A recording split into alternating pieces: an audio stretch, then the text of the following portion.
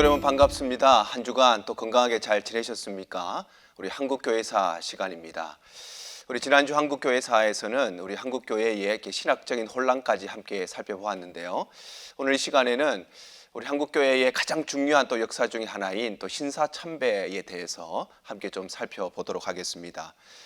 우리 한국교회 역사 가운데 1935년부터 1945년까지 해방이 될 때까지 이 10년의 기간이 바로 신사참배의 기간이라고 불릴 수 있을 만큼 우리 한국교회가 가장 극심한 핍박을 받았던 시대가 바로 이때의 시간입니다. 물론 그 이전에도 뭐 백오인 사건이라든지 아니면 제암리교회 학살 사건이라든지 또 3.1 운동을 통해서 한국교회가 많은 핍박을 받았지만 사실 이 신사참배라고 하는 문제는 그 이전에 있었던 어떠한 핍박보다 정말 격이 다를 만큼 엄청난 핍박이 우리 한국교회의 가장 거대한 핍박이 바로 이 신사참배 문제였는데 오늘 이 문제에 대해서 함께 좀 살펴보도록 하겠습니다. 자, 우리 신사참배와 한국교회라는 제목으로 함께 좀 살펴볼 텐데요. 먼저는 우리 신사의 역사적인 배경과 본질에 대해서 신사라는 것이 무엇인가, 신도라는 것이 무엇인가 여기에 대해서 먼저 좀 살펴보겠습니다. 특별히 일본은 신사참배 강요를 위해서 사진 정지 작업을 했습니다. 한국을 점령하고 난 뒤에 무조건적으로 모든 사람에게 신사참배를 일방적으로 강요한 것이 아니라 아주 계획적으로, 아주 장기적으로 이를 실행했다는 것인데요. 그래서 그 첫 번째가 공립학교에 천황숭배 프로그램을 도입하기 시작했습니다. 한국에는 기독교 학교들, 특별히 사립학교들이 많이 있었죠. 그런데 그 학교는 일단 남겨두고 공립학교에서부터 천황을 숭배하는 이런 여러 가지 시도들이 있었는데 그 중에 하나가 천황의 생일에 일장기를 들고 천황 만세를 외치도록 강요했습니다. 그래서 천황의 생일이 되면 일장기를 흔들면서 동쪽을 향해서 환호하고 박수치고 그런 것들을 이제 강요하기 시작했고, 특별히 이제 일요일이 되면 주일이 되면 행사를 잡아서 학생들로 하여금 그곳에 동원하게 하고 또 일요일 날 교사 시험을 치게 됩니다. 주일날 이런 일을 왜 할까요? 학생들로 하여금 교회 가지 못하도록 하기 위해서. 또 교사 시험을 치는 것도 마찬가지지요. 기독교 교사들이 시험에 응시하지 못하게 하고 그들이 교사로 임용되지 못하게 하고 그들이 교단에 서지 못하게 함으로써 교회를 핍박하고자 하는 매우 체계적이고 집요한 핍박이 바로 여기서부터 시작되었다는 것입니다. 자, 그런 후에 공립학교의 교과 과정을 재편합니다. 학교에서 무엇을 가르친가 그 계획들을 이제 재편하게 되는데요. 그 중에 첫 번째가 바로 한국 지리와 한국사, 국사죠, 국사. 국사 과목을 삭제하고 일본어 독본과 일본의 역사, 일본 말과 일본 역사를 가르치기 시작했다는 것입니다. 과목이 얼마나 많습니까? 그런데 그 가운데 가장 먼저 실행한 것이 한국의 지리와 한국의 역사를 배우지 못하도록 그렇게 했다는 것입니다. 이것을 반대로 우리가 살펴보면 우리의 자녀들을 가르치는 일에 있어서 무엇을 가장 먼저 가르쳐야 하는가? 바로 역사를 가르쳐야 한다는 것입니다. 역사를 잃어버린 민족은 미래가 없는 것이지요. 미래의 계획을 세울 수가 없습니다.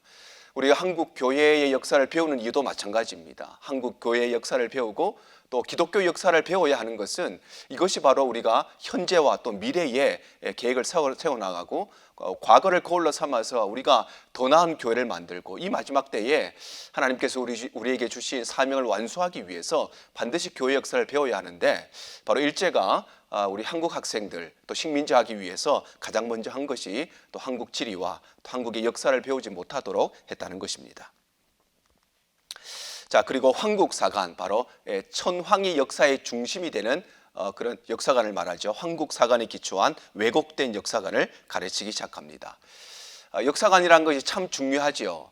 똑같은 사건임에도 불구하고 어떤 역사관을 통해서 그 사건을 바라보느냐에 따라서 그 사건에 대한 모든 해석이 달라집니다. 그래서 안중근 열사의 우리가 그 이야기만 봐도 우리 한국적인 역사관이 있었으면 그분은 조국을 위해서 목숨을 내어 던진 의사시죠. 그런데 일본 사람이 봤을 때는 안중근 의사는 살인자에 불과한 것입니다. 어떤 역사관을 가지고 보느냐에 따라서 모든 사건을 해석하는 것이 달라지게 되어 있습니다. 우리가 자녀들에게 성경적인 역사관, 성경적인 세계관을 가르쳐야 하는 것이 얼마나 중요한지 모릅니다. 우리 인생에 수많은 일들이 일어납니다. 우리에게는 좋은 일도 있고 또 어려운 일도 있습니다. 또 우리의 상황 가운데, 민족 가운데, 세계 가운데, 이 나라 가운데 여러 가지 일들이 수도 없이 일어났는데 그것을 어떻게 해석할 것인가. 그래서 바로 신앙은 해석이라고도 하지요. 하나님께서 하시는 많은 일들을 우리가 믿음의 눈으로 바라볼 수 있는 것이 우리의 신앙인데, 일본이 바로 이러한 왜곡된 역사관을 가지고 우리 한국 학생들을 가르쳤다는 것입니다.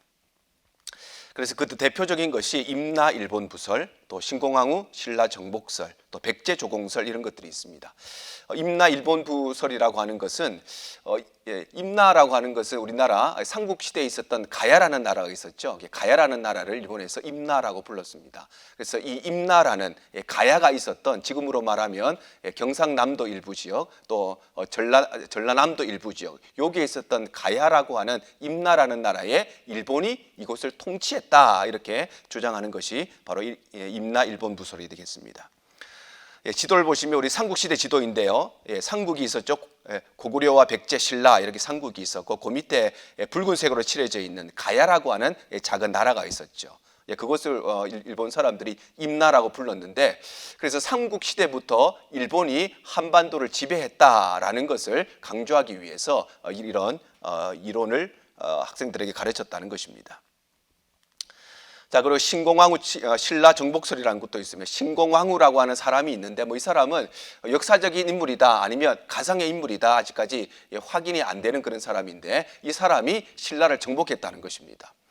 그리고 백제 조공설이라고 하는 것도 우리나라 삼국 중에 하나였던 백제가 일본이라고 하는 나라를 섬기면서 조공을 바쳤다 하는 것이 백제 조공설입니다. 그래서 이 모든 것들은 한마디로 말하면 일본이 한국을 지배하는 것은 급작스럽게 일어난 일이 아니라 아주 오래전부터, 즉 삼국시대부터 일본이 조선 땅을 조금씩 지배하고 있었다. 그러니 지금 일본이 한국을 지배하는 것도 당연한 역사의 결과다. 이런 역사관 속에서 학생들에게 왜곡된 역사를 가르쳤다는 것입니다. 자, 그래서 이러한 모든 것들이 황국 신민화 정책의 일환이었습니다. 천황이 다스리는 나라의 국민으로 만들기 위한 그런 정책들이었다는 것입니다. 자, 그래서 민족의식을 제거하고 침략과 식민 지배를 합리화하는 것입니다.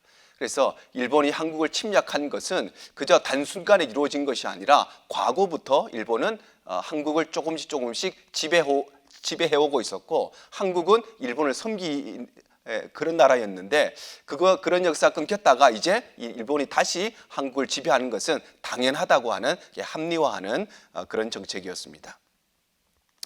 그래서 이제 38년이 되면 우리 한국말을 사용할 수 없게 되고요. 39년이 되면 창씨개명, 한국 이름을 쓸 수 없고 일본식 이름으로 모든 이름들을 개명해야 되는 창씨개명이 강요되게 됩니다.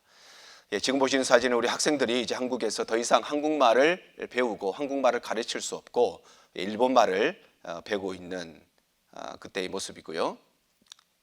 이 학교에서도 일본말을 배우고 가르치는, 참 우리 한국에 우리나라 말을 쓸 수 없다는 것, 우리가 이 미국에 살고 있기 때문에 더 많이 느끼고 있잖아요. 한국말을 쓸 수 없다는 것은 우리 한국 역사에 참으로 안타까운 또 역사인데, 그때의 모습입니다. 지금 보시는 사진은 우리 창씨개명할 때에 이렇게 선전하는 포스터 같은 것입니다. 그래서 빨리빨리 이렇게 창씨개명을 할 수 있도록 안내하는 안내문이고요. 지금 보시는 사진은 이제 춘원 이광수가 창씨개명을 독려하는 그런 신문의 기사입니다. 춘원 이광수는 그 당시에 우리 한국의 최고의 지성이라고 불리는 그런 사람이었죠. 그럼에도 불구하고 이제 이런 부분 때문에 배도자로 지금 그렇게 많은 사람들이 역사의 평가를 하고 있는데, 그래서 많은 한국 사람들에게 빨리빨리 한국식 이름을 버리고 일본 이름으로 바꾸라, 이렇게 찬동하는 기사가 이렇게 신문에도 남아 있고요. 지금 보시는 사진은 그래서 한국 사람들이 이제 지금으로 말하면 동사무소 같은 데죠.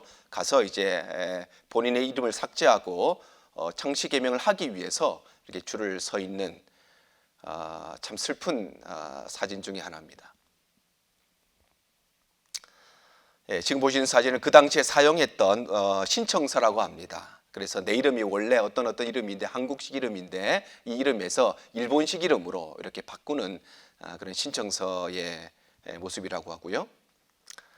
지금 보시는 사진은 그때 사용되었던 호적 등본이라고 합니다. 그래서 원래 있었던 이름에 X표를 치고 이제 창치 개명을 해서 일본식 이름으로 호적이 정정되는 호적 등본이라고 합니다. 자, 신도에 대해서 한번 살펴보겠습니다. 신도가 어떤 것인가? 신도의 정의에 대해서 잠깐 살펴보겠는데요. 신도라고 하는 것은 일본 민족의 정신생활의 기본이 되는 일본 고유의 사상입니다. 그래서 고대 일본 사람들이 신에 대한 신앙과 제사의식에서 이것이 기원되었습니다. 우리 한국에서 토속신앙이라는 것이 있죠. 누구도 전해준 사람이 없는 것 같은데 동네 곳곳마다 우리가 토속신앙, 우리 한국 사람들이 가지고 있었던 어떤 자연 숭배에 대한 그런 신앙들이 있지요. 그래서 한국 사람들이면 다들 이제 정한수를 떠놓고 달에도 빌고 산에도 빌고, 뒷산에 가면 산신령이 사시고, 이것은 한국 사람들이 보편적으로 가지고 있던 한국적인 토속 신앙이었습니다. 그런데 바로 이 신도라고 하는 것이 일본 사람들이 신에 대한 신앙과 제사 의식에서 사용된 일본 고유의 사상입니다. 사람은 하나님의 형상대로 창조되었기 때문에 모든 사람에게는 신에 대한 열망, 종교성이라는 것이 있습니다. 그래서 아프리카에 가면 자기 이름을 쓸 수 없는 문명이라 할지라도 종교성들이 있지요. 그래서 산을 숭배하기도 하고 달을 숭배하기도 하고 자연을 숭배하기도 하고 무엇인가를 섬기고 믿고자 하는 그런 종교성을 가지고 있습니다. 그래서 일본 사람들도 고대 일본 사람들이 복음을 몰랐기 때문에 무엇인가에 대한 신에 대한 열망을 가지고 거기에 대한 제사의식으로 시작된 일본의 토속 종교가 바로 신도라고 할 수 있습니다. 자, 그러면서 이제 역사가 흐르면서 이제 신화적 인물이 등장하게 되고 역사적 영웅들이 탄생하게 됩니다. 국가가 만들어지고 여러 국가의 흥망성쇠가 이루어집니다. 그리고 그러한 역사 가운데서 신화적인 인물들, 영웅적인 인물들이 탄생하게 되지요. 그래서 그런 사람들을 또 믿고 섬기고, 그래서 이분들을 이제 신사의 봉지에서 이제 숭배하게 되는 것이 신도의 역사가 되겠습니다. 그래서 우리 국조신이라고 불리는 천조 대신을 섬기면서 천황, 사람을 현인신, 지금 현실 가운데 존재하는 신으로 섬기는 민족 종교가 바로 신도라고 할 수 있겠습니다. 자, 그러면서 이 신도라고 하는 것이 일본의 군국주의와 결합되면서 이제 이런 문제들이 나타나게 되는데요. 1868년에 우리가 잘 알고 있는 메이지 유신이라고 하는 것이 일본에서 시작됩니다. 그때부터 신도가 국가적 종교로 부활되게 됩니다. 메이지 유신이라고 하는 것은 메이지라고 하는 천황이 일본 전체를 중앙 집권적인 국가로 통일시킵니다. 그리고 근대화 작업을 하지요. 그것이 바로 메이지 유신인데, 메이지 유신을 우리가 국사 시간에 배울 때는 타라 입구 이런 말로 배웠죠. 타라라고 하는 것은 아시아를 벗어난다. 입구라고 하는 것은 구라파에 들어간다. 그래서 일본이라고 하는 나라가 단순히 아시아에 머물러 있는 그런 나라가 아니라 아시아에서 벗어나서 구라파로 들어가는, 즉 구라파와 같이 선진 국가가 되고자 하는 것이 바로 타라 입구. 그래서 일본의 근대화 작업이 바로 메이지 유신인데, 이때부터 이 신도라고 하는 것이 이제 국가적인 종교로 부활되게 되는 것입니다. 지금 보시는 사진이 이제 메이지 천황의 모습입니다. 이 사람이 일본 전체를 이제 통합 작업을 하면서 근대화 작업을 했던 사람입니다. 자, 그러면서 이때부터 일본 천황을 절대적인 신의 현현, 살아있는 신으로 이 땅에 존재하고 있는 그런 신으로 숭배하기 시작했다는 것입니다. 그리고 그 배후에는 천황 숭배를 통해서 내부 결속과 공동체 의식을 확립하고자 하는 것이었습니다. 국가를 통일했습니다. 그런데 생각들이 다 달라요. 역사들이 다 달라요. 이것을 통합하는 작업이 무엇보다도 절실하게 필요합니다. 그래서 신도라고 하는 천황을 숭배하는 사상을 통해서 전체 일본의 내부적인 결속을 다지고 우리는 하나다라고 하는 공동체 의식을 이것을 통해서 확립하기 시작했다는 것입니다.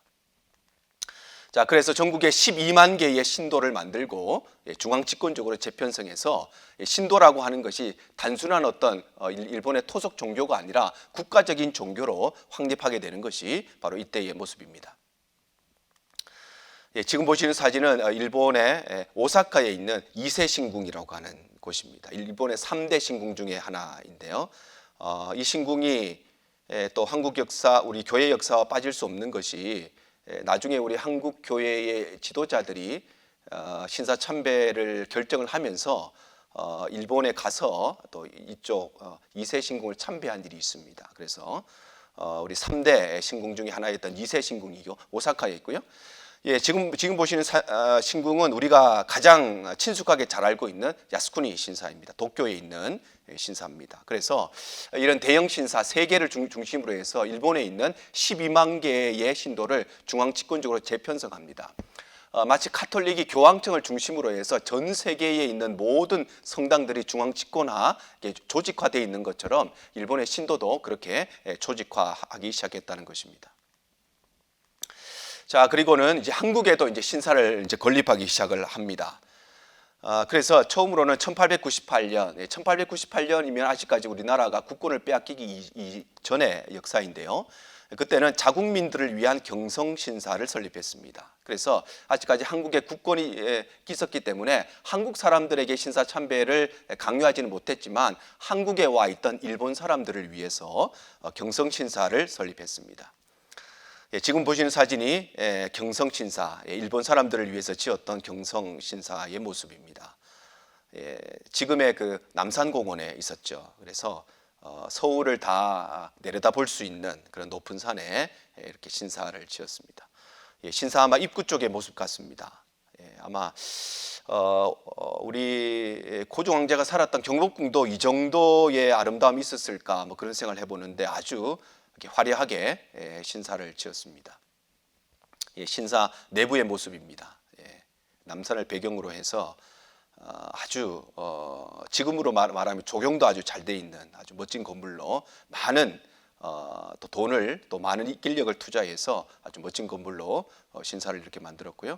지금은 이제 신사가 없어지고 이렇게 경성 신사가 있었다는 이렇게 표시만 이렇게 남아 있습니다.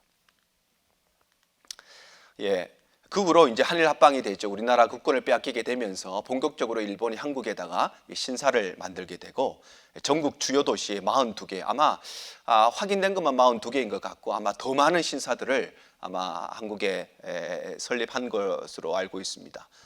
아마 지난번에 한번 보셨던 사진인데 남산에 있었던 조선신궁입니다. 한국 사람들에게 참배를 시키기 위해서 만들었던 조선 신궁의 모습이고요. 우리 서울 땅이 다 이렇게 내려다 볼 수 있는 남산 높은 곳에 웅장한 건물로 저렇게 지었습니다. 신사 들어가는 입구입니다. 아주 길을 깨끗하게 잘 닦아서 누구든지 편리하게 신사에 가서 신사 참배를 할 수 있도록 건립을 했고요. 신사의 이제 앞쪽의 모습입니다. 계단이 뭐 몇 개인지는 잘 모르겠습니다만은 저 당시에 저런 건물이 한국에 없었던 때에 아주 웅장하게 큰 건물로 신사를 이렇게 만들었습니다. 신사 이제 위쪽에서 이제 신사 쪽에서 이제 서울 쪽을 이제 내려다본 사진입니다. 밑에는 다 조금만 아직까지 기와 건물이 있는데 신사는 아주 현대식 건물로 이렇게 잘 지어졌습니다. 지금 보시는 사진은 부산에 있었던 신사입니다. 지금 부산의 용두산 공원에 이 신사가 있었고요. 지금 보시는 사진은 대구에 있었던 대구 신사입니다. 대구의 달성공원에 대구 신사가 있었고요. 지금 보신 사진은 광주 신사입니다. 광주에 있었던 신사, 지금의 광주공원 터에 광주 신사가 있었고요. 전주 신사입니다. 전주 신사. 우리 조선이라는 나라가 전주 이씨가 왕통이었기 때문에 전주 신사에 아주 공을 많이 들여서 지은 전주 신사의 모습이고요. 평양 신사의 모습인데요. 평양 신사가 또 우리 한국 교회 역사에 중요한 것은 우리 한국 장로교회가 총회에서 신사 참배를 결의하고 난 뒤에 곧바로 이 평양 신사에 가서 신사 참배를 합니다. 첫 번째로 신사 참배한 장소가 바로 이 평양 신사가 되겠습니다. 지금 보시는 사진은 해주 신사의 모습이고요. 지금 보신 사진은 원산 신사의 모습입니다. 원산. 특별히 교회가 많이 있는 그런 지역, 복음이 아주 활발하게 전파된 지역을 중심으로 해서 전국에 수많은 신사들을 만들고 한국 사람들로 하여금 신사 참배를 하게 만들었던 것이 바로 이때의 역사입니다. 자, 그렇게 해서 이렇게 수많은 신사들을 만들어 놓고 이제 드디어 본격적으로 이제 신사 참배를 강요하게 됩니다. 이 신사 참배 강요는 천황 중심의 이념적 통일을 계획했기 때문입니다. 지금도 우리가 자주 쓰는 말 중에 뭐 근동, 중동, 또 극동 뭐 그런 말을 우리가 쓰죠. 우리 한국이나 일본을 뭐 극동아시아 이렇게 부르기도 합니다. 그런데 근동, 중동, 극동 이런 것들이 서양 사람들의 세계관을 통해서 만들어진 것입니다. 특별히 교황청에서 좀 가까운 동쪽이 근동이지요. 그리고 교황청에서 중간 정도 동쪽에 있는 것이 중동입니다. 그리고 교황청에서 제일 멀리 있는 동쪽이 극동입니다. 그래서 뭐 근동, 중동, 극동 이런 용어 자체가 서양 사람들의 중심, 그런 역사관과 세계관을 중심으로 이런 모든 용어들도 만들어졌는데, 일본이 신사참배를 강요하는 것은 천황 중심의 사상을 가지는 그런 이념적 통일을 계획했기 때문입니다. 그래서 우리 동쪽을 향해서 절하는 동방요배를 강요하기 시작합니다. 왜냐하면은 동쪽에 천황이 있었기 때문에 동쪽을 향해서 절을 하는 동방요배를 강요하기 시작합니다. 지금 보시는 사진은 아마 학생들 같은데 학교에서 단체로 동쪽을 향해서 동방요배를 하는 모습입니다. 한 사람도 빠짐없이 그 당시에 모든 교사들과 모든 학생들이 동쪽을 향해서 이렇게 절을 하는 모습이고요. 뿐만 아니라 집에 있던 사람들까지 남녀노소를 막론하고 정해진 시간이 되면 동쪽을 향해서 이렇게 절을 하는 동방요배를 강요하기 시작했습니다. 자, 뿐만 아니라 일본 국기를 개양하기 시작하죠. 뭐 우리나라가 국권을 빼앗겼기 때문에 일본 국기가 달려지는 것이 어쩌면 당연한 일이기도 한데, 그래서 학교마다 저렇게 일장기를 걸어놓고 또 일장기 앞에 충성을 다짐하고 또 동쪽을 향해서 절을 하는 참 눈물 나는 역사가 바로 이때의 역사이고요. 당시의 교과서인데 교과서에도 보면 높은 곳에 일장기가 달려 있고 선생님과 학생들이 함께 절을 하고 있는 모습이 이렇게 교과서에도 실려 있습니다. 자, 그런가 하면 황국신민서사라고 하는 서양문을 제창하고 이것을 암송하게 했습니다. 우리 옛날에 그 국민의례 할 때 그 우리가 외웠던 것 중에 국기에 대한 경례 그런 거 있었죠. 국기에 대한 경례하고 비슷한 것처럼 이것을 늘 외우게 했는데요. 지금 보신 사진이 우리 황국신민서사의 내용입니다. 그래서 아주 짧지만 우리 일본 사람으로서 내가 어떻게 할 것인가에 대한 결단하는 그런 서양문인데, 두 가지가 있습니다. 하나는 학생들, 어린이용이 있고 어른용이 있습니다. 그래서 이렇게 두 가지가 있는데, 이것을 좀 한국말로 우리 내용을 좀 살펴보면 아동용을 보시면 세 가지입니다. 우리들은 대일본 제국의 신민입니다. 우리들은 마음을 합해서 천황폐하에게 충의를 다합니다. 우리들은 인고 단련하고 훌륭하고 강한 국민이 되겠습니다. 이 짧은 세 개를 암송하게 하고 매일마다 이것을 외우게 했습니다. 그래서 우리 한국 학생들의 세계관, 우리 한국 학생들의 역사관, 그래서 나는 일본의 신민이다. 황제를 위해서, 일본 천황을 위해서 나는 충성을 다해야 되는 그런 사람이다라고 하는 것을 끊임없이 주입시켰던 것입니다. 성인용도 비슷합니다. 어른들도 우리는 한국 신민이고 충성으로서 궁극에 보답하자. 우리는 한국 신민은 신에 협력하여 단결을 굳게 하자. 우리 한국 신민은 인고 단련의 힘을 길러 황도를 선양하자. 그래서 모든 한국 사람들로 하여금 남녀노소를 막론하고 천황을 위해서 살아가는 사람으로 이렇게 만들어가기 시작했다는 것입니다. 지금 보시는 사진이 우리 황국신민서사를 아마 암송하는 그런 모습 같습니다. 앞에는 아마 선생님 같고 뒤에 이제 학생들 같은데, 아마 아침이 되면은 전체 모든 전교생들이 운동장에 모여서 동방요배를 하고 이런 황국신민서사를 암송하고, 나는 오늘 하루도 천황폐하를 위해서 살겠다 이렇게 매일매일 결단하게 했던 것, 참으로 안타까운 우리 한국의 역사죠. 지금 보시는 사진은 우리 황국신민서사 탑입니다. 탑, 남산에 있었는데요.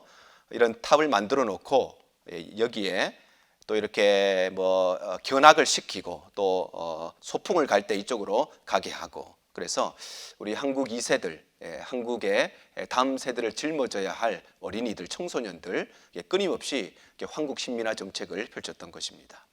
아마 남산에 있었기 때문에 혹시 우리 권사님들 중에 여기 가보신 분이 또 아마 계시지 않을까 생각하는데, 지금은 이제 다 없어지고 이렇게 터만 이렇게 조금 흉물스럽게 남아 있습니다. 자, 이제는 공립학교뿐만 아니라 사립학교들, 특별히 그 당시에 우리 한국에 있었던 대부분의 사립학교들은 선교사님들이 세웠던 기독교 학교들이었습니다. 기독교 학교에 대한 신사참배가 강요되기 시작하는데요. 자, 1932년에는 평양에 있었던 각급 학교에 만주사변 전사자 위령제 참석과 신사참배 여행을 강조했습니다. 그래서 신사참배를 위해서 신사라든지 아니면 거기에 관련된 곳에 소풍도 가게 하고 견학도 가게 하고 학생들로 하여금 그쪽으로 자꾸 안내를 했다는 것이죠. 자, 그리고는 35년이 되면 모든 학교에, 즉 전국에 있는 모든 학교에 걸쳐서 신사참배를 강요하기 시작합니다. 그래서 결국 서울에 있었던 경신학교와 정신학교 등이 폐쇄되게 됩니다. 경신학교의 초창기 모습이죠. 우리 경신학교는 원도드 선교사님이 1885년에 세운 학교죠. 그 당시의 모습이고요. 학교가 조금 더 이제 개축되어서 확장된 경신 학교의 모습이고요. 지금 보신 사진은 현재 우리 경신고등학교의 모습입니다. 우리 선교사님에 의해서 세워졌지만 신사참배를 끝까지 거부하다가 학교가 폐교된 학교가 되겠습니다. 지금 보시는 사진은 이제 정신학교의 설립자인 애니 선교사님의 흉상이고요. 앨러스 선교사님의 모습입니다. 평생 독신으로 사시면서 물론 그 전에 이제 결혼하셨습니다만은 남편도 소천하시고 자녀분도 소천하시고 이제 홀로 한국에 선교사로 오셔서 한국을 사랑하셨던 우리 앨러스 선교사님이 정신학교를 세우셨는데, 우리 정신학교 초창기의 모습입니다. 그 당시에 우리 한국 소녀들, 교육받지 못했던 우리 소녀들을 불러서 교육을 시키셨고요. 지금 우리 서울에 있는 정신여고의 모습입니다. 이 학교의 교훈이 굳건한 믿음, 고결한 인격, 희생적 봉사. 이 학교도 신사참배를 끝까지 거부하다가 폐교되게 됩니다. 자, 광주에 있었던 숭일학교도 마찬가지였고요. 수피아 학교, 또 순천에 있었던 매산학교, 전주에 있었던 신흥학교, 이런 학교들도 신사참배를 거부하다가 학교가 폐교되기도 하고, 또 특별히 신흥학교 같은 경우에는 자진으로 학교를 폐쇄하게 됩니다. 우리는 공부를 못하면 못했지 신사참배는 할 수 없다. 그래서 자진해서 학교를 폐쇄하기도 했습니다. 지금 보시는 사진이 숭일학교의 모습입니다. 아마 선교사님의 집에서 아마 시작했을 것인데, 숭일학교의 초창기 모습이고요. 학교가 이제 확장돼서 이제 개축한 숭일학교의 모습이 되겠습니다. 광주 숭일학교의 모습이고요. 우리 그 당시에 우리 숭일학교 우리 학생들과 또 우리 선생님들이 함께 단체로 사진을 찍었던 숭일학교의 모습입니다. 숭일학교의 학교 교훈이 세상에서 가장 아름다운 교훈입니다. 믿음, 소망, 사랑. 성경을 다 포함시키고 있는 가장 아름다운 교훈을 가진 학교가 숭일학교인데, 지금 우리 숭일학교의 모습이 되겠습니다. 숭일학교도 신사참배를 끝까지 거부하다가 폐교되는 그런 아픔을 겪습니다. 지금 보신 사진은 수피아 여고의 모습입니다. 우리 학생들이 있고, 앞서 우리 선교사님과 또 선생님의 모습도 보이고요. 우리 수피아 여고의 모습이고요. 현재 우리 수피아 여고의 모습이 되겠습니다. 아름다운 가을 정취가 느껴지는 그런 모습인데, 학교에 이런 비석이 있습니다. 너희는 세상의 빛이라, 이런 복음을 가진 기독교 학교로서의 모습인데, 우리 수피아 여고도 신사참배를 반대하고 거부하다가 폐교를 당합니다. 전주 신흥학교의 모습입니다. 우리 신흥학교 교사의 전경이고, 선교사님 사택에서부터 학교가 시작되었기 때문에 그 시절의 모습이고요. 그 후에 학교가 이제 확장되고 개축되어서 조금 큰 건물로 지었던 신흥학교의 모습이 되겠습니다. 지금 보시는 사진은 신흥학교의 교사들과 학생들이 자진해서 학교를 폐쇄시키고 학교에 있었던 책들과 또 필요한 것들을 가지고 학교문을 나서는 모습입니다. 특별히 신흥학교는 우리는 공부를 안 하고 영어 공부 안 하고 수학 공부 안 하고 과학 공부 안 했으면 안 했지 신사참배를 할 수 없다. 공부를 포기하고 신앙을 선택하고 선생님들과 학생들이 한 마음이 되어서 학교를 자진해서 교육하는 것을 포기하더라도 신앙을 지키겠다고 하는 것이 우리 신흥학교의 역사입니다. 우리가 이 시대에 우리의 자녀들을 교육시키면서 공부 못해도 정말 우리가 신앙교육을 올바로 시키고 있는가? 영어 공부 못하고 수학 못하고 과학 공부 못 시키고 다른 공부 못 시켜도 우리가 정말 자녀들에게 아름다운 신앙 유산을 물려주고 있는가? 정말 우리가 돌아봐야 되는 것이 우리가 역사를 통해서 반드시 배워야 되는 교훈입니다. 지금 신흥학교의 모습입니다. 건물에 이렇게 적혀 있습니다. 신흥인이여 창조주 하나님을 경외하라. 그대 삶의 자리에서 빛과 소금의 역할을 다하라. 참 아름다운 글귀가 적혀 있는 신흥 고등학교죠.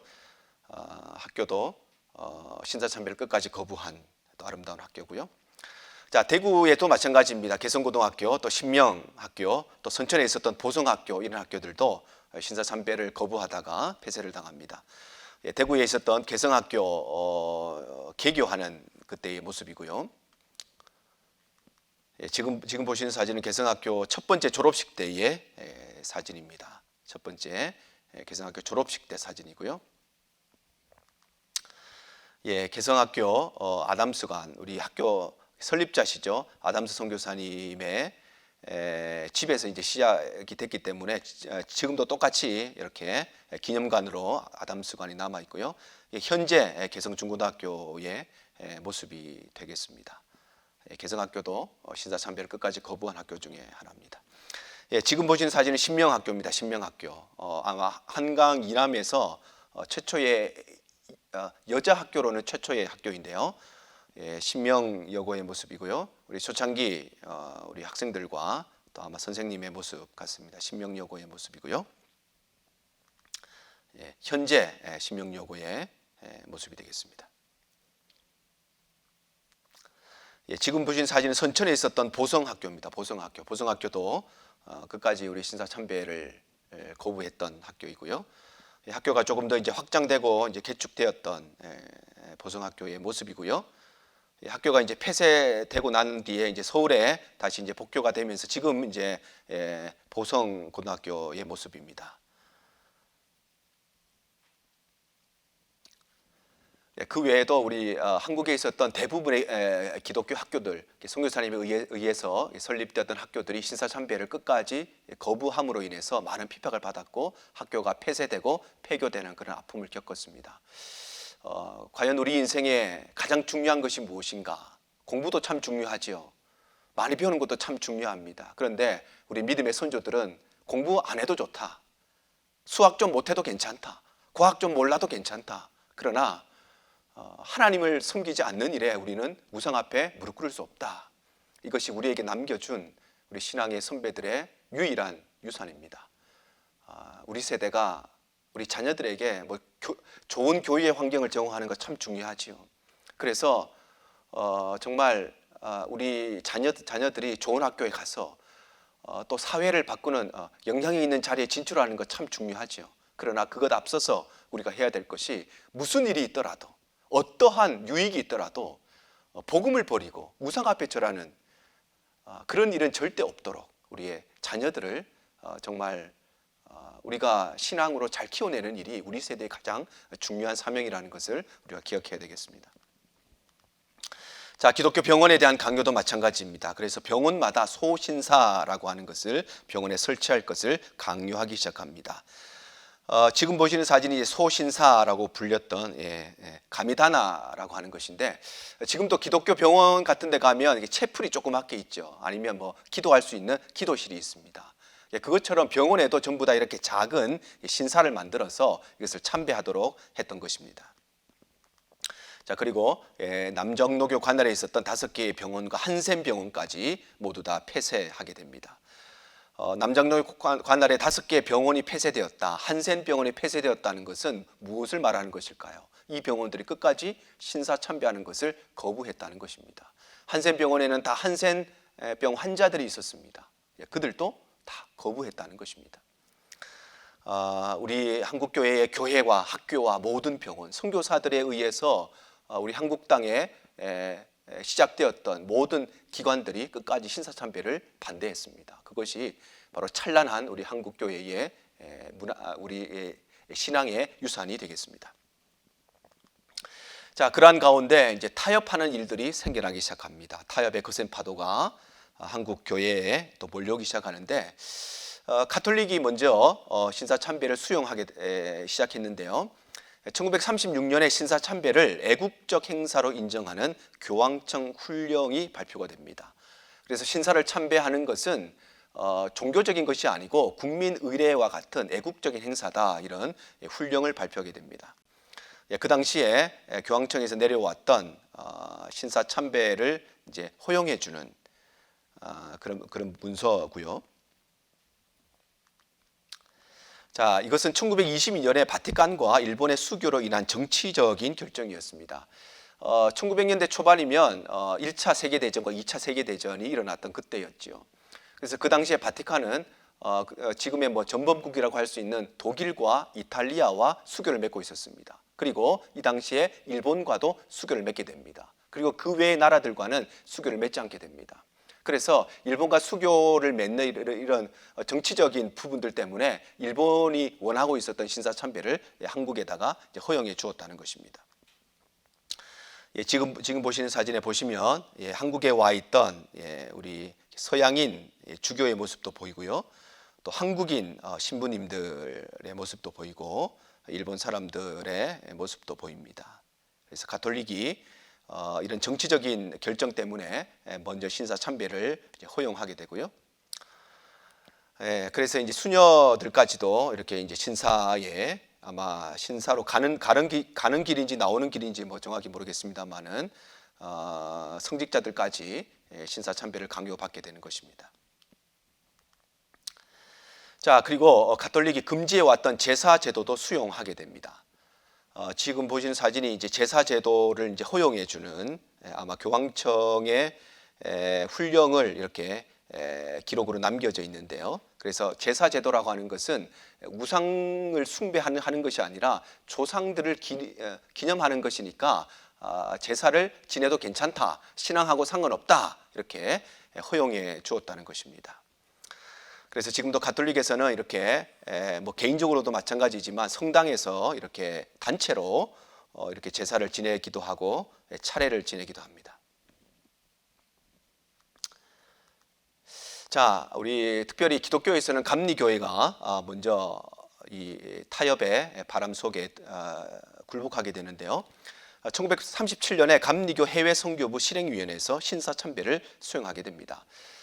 이것은 총회에서 신사참배를 결정하기 1년 전에 먼저 해외 선교부에서 이것을 수용하게 되는데 그때 나왔던 성명서가 이렇게 남아 있습니다. 여기 보시면 몇 가지 중요한 것이 신사는 애국적이고 비종교적이다. 그래서 정부의 성명을 그대로 받아들인다. 신사 참배하는 것은 종교적인 것이 아니라 애국적인 것이고 국민 의례와 같은 것이기 때문에 정부에서 하라고 하는 대로 우리는 그대로 받아들인다. 그대로 따라가겠다. 이렇게 성명서를 발표합니다. 그리고 이것을 위한 배경을 성경을 가르치고 매일 예배할 수 있는 기회를 확보하기 위한 것이다. 학교를 폐쇄함으로써 기독교 청년 교육을 정부의 학교에 몰아주는 것을 하지 않기 위해서이다. 이렇게 이야기합니다. 즉 우리가 신사참배를 거부하면 학교를 모두 다 빼앗기게 되고 학생들은 완전히 일본화 교육을 받을 수밖에 없다. 그러니까 신사참배를 우리가 수용하는 대신에 우리가 학교에서 아이들을 똑바로 가르치는 일을 계속해야 된다라고 명분을 삼았던 것입니다. 그래서 성경을 가르치고 예배를 드리고 이런 것들을 명분 삼아서 신사참배를 허용하게 됩니다. 자, 그리고 1938년에 총리사였던 양주삼 목사, 우리 장로교로 말하면 전체 교단을 대표하는 총회장이 되겠죠. 총회장 양주삼 목사의 명의로 전국 교회에 신사참배는 국민 의례와 같은 것이고 우리는 함께 거기에 참여한다. 이렇게 전국 교회에 선언을 합니다. 그 당시에 감리교회의 기록입니다. 그래서 감리교회 총회에서 총회장 명의로 감리교인들에게 신사참배에 동참할 것을 이제 허용하는 그런 내용이고요. 그리고 후에 이 발표를 하고 난 뒤에 총리사였던 양주삼 목사와 몇 명이 직접 신사에 가서 신사 참배를 합니다. 그래서 3명이 있는데 오른쪽 맨 끝에 있는 사람이 밑에도 보시면 양 총리사 이렇게 돼 있죠. 양주삼 총리사의 모습입니다. 전국 교회에 이것을 발표하고 난 뒤에 직접 신사에 가서 참배를 하게 됩니다. 참 슬픈 우리 한국의 역사입니다. 장로교도 마찬가지였습니다. 장로교회도 처음에는 캐나다 장로교회가 최초로 신사 참배를 종교적인 것이 아니라 국민 의례로 수용을 하게 됩니다. 그리고 1938년 2월에 평등도회를 시작으로 그 당시에 우리 장로교 안에 23개의 노회가 있었는데 17개 노회가 신사 참배를 결의했습니다. 그리고 38년 9월 가을에 있었던 총회에서 신사 참배를 이제 공식적으로 결의를 하게 되는데요. 이때에 일본 순경들이 주기철 목사님, 이기선 목사님, 김선도 목사님 이런 분들에 대한 사전 검속 작업을 해서 신사 참배를 반대하는 목사님들이 이 총회에 참석하지 못하도록 방해 작업을 합니다. 그리고 그 총회장에 100명의 순경들을 배치했습니다. 그래서 신사 참배를 반대하는 발언을 하는 사람이 누구인지, 그래서 그 사람들을 내쫓기도 하고 아니면 끝까지 그 사람들을 핍박하기 위해서 100명의 순경들을 배치했다고 합니다. 자, 이러한 상황 가운데 총회장이었던 홍택기 목사의 주도로 신사 참배가 결의되게 되고요. 박응률 목사의 안건 상정, 박이면 목사의 동의, 기린선 목사의 제청을 사전 계획하게 됩니다. 그래서 총회장이 이제 회의를 시작하게 되면 당신은 이 안건에 대해서 상정하시오. 당신은 여기에 대해서 동의합니다. 동의하시오. 당신은 제청합니다. 제청하시오. 그래서 각본을 다 짜놨다는 것입니다. 그리고 시작하자마자 각본대로 안건을 상정하고 동의하고 제청하고 탕탕탕 한국교회가 가장 수치스러운 결정을 내리게 됩니다. 우리 장로교 총회에 있었던 회의록입니다. 회의에서 어떤 일들이 있었고 어떤 결정들을 했는가, 그것을 기록하고 있는 회의록인데요. 이것을 조금 해석해서 살펴보면 아등은 신사는 종교가 아니요. 아등이라고 하는 것은 우리 전체는, 우리 모두는, 그런 의미입니다. 우리 모두는 신사는 종교가 아니다. 그리고 기독교의 교리에 위반하지 않는 본래의 의도를 이해하고 신사 참배가 애국적인 국가의 의식임을 자각해서 신사 참배를 솔선해서 수행할 것을 결의하게 됩니다. 참으로 안타까운 결정이죠. 끝까지 신사 참배를 반대하시던 분들은 이 총회의 현장에 참석도 못할 만큼 일제의 핍박을 받았고 여기에 모였던 분들이 참으로 부끄러운 그런 결정과 결의를 하게 됩니다. 그 당시에 신사 참배를 결의했던 그때에 앞장섰던 사람들의 모습입니다. 앞에 3분이 앉아 있는데 중간에 앉아 계신 분이 그 당시에 총회장으로서 회의를 이끌었던 홍택기 목사이고요. 오른쪽에 계시는 분이 부총회장이었던 김길창 목사의 모습입니다. 참 슬픈, 저도 목사지만 목사로서 이 일에 가담을 했다는 것은 글쎄 이분들이 나중에 어떻게 했는지는 잘 모르겠습니다만은 아마 정말 슬프고 참담하다 이런 표현으로밖에 설명할 수 없는 일입니다. 자, 그리고 부총회장이었던 김길창 목사와 23명이 총회가 끝나는 즉시로 평양 신사에 가서 참배를 하게 됩니다. 평양에 있었던 평양 신사의 모습입니다. 아마 규모로 봐서는 남산에 있었던 조선신궁 다음으로 큰 신사로 보이는데 목사님들이 특별히 23명 전국 교회 노회장님들, 한국교회를 대표하는 목사님들이 가서 신사 앞에 절을 하고 있는 참 참담한 기록입니다. 우리 한국교회의 역사와 우리 한국의 역사에 참 지우고 싶은 그런 역사입니다. 자, 그래서 이 일은 한국교회 역사의 최대의 수치라고 할 수 있습니다. 뭐 더 이상 거론하고도 싶지 않을 만큼 참 우리 한국교회의 가장 참담했던 수치의 역사이고 중요한 것은 이런 역사를 바탕으로 해서 우리가 다시는 이런 일이 반복되지 않도록 하는 것이 역사를 통해서 우리가 배워야 하는 것입니다. 오늘날 우리가 신사 아닌 다른 우상에 절하고 살아가는 일들이 참 많습니다. 우리의 신앙을 돌아보고 우리가 다시는 이런 역사를 반복하지 않아야 되겠습니다. 자, 한국교회 지도자들이 직접 일본에 가서 또 신사를 참배하게 되는데요. 장로교 대표로 김길창 목사, 감리교 대표로 양주삼 목사, 위종우 목사, 성결교 대표로 이명직 목사가 일본에 있었던 그 당시에 이제 12만 신도 중에 가장 중요한 신사 중에 하나였던 이세신궁에 가서 참배를 하게 됩니다. 아까 보셨던 사진인데 현재 오사카에 있는 이세신궁인데요. 여기에 가서 한국 교회의 지도자들이 참배를 하게 됩니다. 지금 보시는 사진이 그 당시에 일본에 갔던 분들이 함께 신사 앞에서 찍은 기념 사진이고요. 지금 보시는 사진도 이세신궁 앞에 이제 참배를 하고 나와서 기념으로 찍었던 사진입니다. 한국의 목사님들이 물론 본인의 마음에 아마 꺼리낌이 있지 않았겠습니까? 어떻게 신앙인인데 신사를 참배하면서 꺼리낌이 없었겠습니까? 그런데 현실 앞에 굴복하고만 참 안타까운 모습이고요. 그 당시 이제 신문에 난 모습입니다. 그래서 우리 한국의 기독교 지도자들이 일본 신궁에 가서 참배한 신문 기사가 이렇게 남아 있습니다. 자, 그 후에도 이제 국민정신 총동원 조선야소교 장로회 연맹을 결성해서 일본의 하수인으로 교회가 역할들을 또 하게 되고요. 부여신궁, 부여에 있었던 신궁입니다. 부여신궁 어조용 근로봉사대를 조직해서 신사를 건축하는 데도 참여하고 또 이거를 관리하는 일에 청소하는 일에도 또 교회가 앞장서서 일을 했던 아픈 역사가 있습니다. 그리고 친일파 목사들의 모임인 조선혁신교단을 결성해서 일본을 위해서 또 일본이 그 당시에 수행하고 있던 전쟁을 위해서 기도회도 하고 헌금도 하는 이런 친일 목사들의 이런 활동들도 있었습니다. 자, 오늘 여기까지 함께 살펴보겠는데요. 오늘 우리 한국교회의 역사 중에 가장 아픈 역사인 신사참배에 대해서 함께 살펴보았습니다. 우리가 그때의 역사를 사실로만 기억할 뿐만 아니라 더 중요한 것은 그것을 통해서 우리가 교훈을 얻어야 하는 것입니다.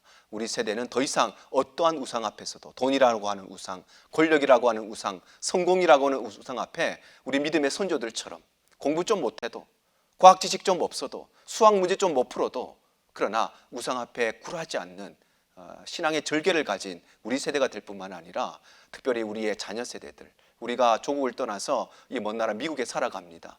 우리 자녀들에게 뭐를 남겨주겠습니까? 우리가 무슨 대단한 권력이 있고 명예가 있고 대단한 돈이 있습니까? 우리 자녀들에게 남겨줄 것은 그 어떤 우상 앞에도 절하지 않고 무릎 꿇지 않는 신앙의 절개를 물려줘야 되겠습니다. 우리 이 일에 우리 난가의 사랑교회 모든 성도들이 또 우리 모든 자녀들이 이 은혜와 축복을 받아 누리는 복된 삶이 되시기를 간절히 축복합니다. 우리 모든 성도 여러분 한 주간 또 건강하시고 우리 다음 주에 뵙겠습니다. 감사합니다.